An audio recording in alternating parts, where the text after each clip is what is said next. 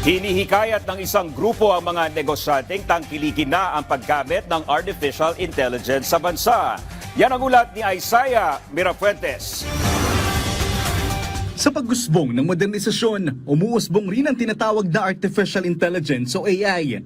Ito ang isang uri ng katalinuhan na ginawa ng tao at inilagay sa computer o machine. Para itong utak na natututo, nag-iisip at gumagawa ng mga bagay na parang tao. Susubukan kong gumamit ng isang AI application at titingnan natin kung gaano ba nito kabilis magagawa yung iuutos ko sa kanya. Susubukan kong utusan ang app na ito na magsulat ng isang balita patungkol sa flood control sa Pilipinas.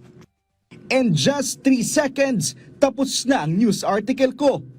Na bilang isang mamamahayag, hindi ko kayang gumawa ng isang balita sa ganun kabilis. Pero ang tanong, tama kayang impormasyon sa balitang gawa ng AI? Naniniwala ang isang non-profit organization ng artificial intelligence ang isa sa pinakamabisang paraan para maging matibay ang pundasyon ng mga negosyo sa bansa. Any company that doesn't take AI seriously won't exist 10 years from now. So fundamentally, they can either get on board the train or they'll get run over by it. AI is here. It is a fact of life. It is the most powerful technology in history. And not taking AI seriously.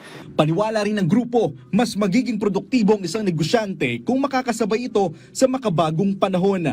Hindi rin na niya mapipigilan ang modernisasyon at kailangan itong tanggapin. So obviously, if you don't know much about this technology, it's scary, and you also wouldn't know that, oh, maybe I need to upskill. I think we should start with ourselves to see, is my skill replaceable by technology tomorrow? Ayon sa isang pag-aaral, sa buong Asia-Pacific region, umaabot na sa 61% ang mga enterprise na gumagamit ng artificial intelligence. Kung titingnan, mabilis ang naging pagtanggap dito ng Asia. Pero base pa rin sa kanilang pag-aaral, nahihirapan pa ang ilang mga kumpanya na lumipat sa AI. Pero sa kabila nito, nauna nang nanindigan ng Department of Science and Technology na patuloy na uusbong sa Pilipinas ang AI at hindi ito magiging dahilan para matanggalan ng trabaho ang mga Pilipino, kundi tutulong ito para mapabilis ang kanilang trabaho.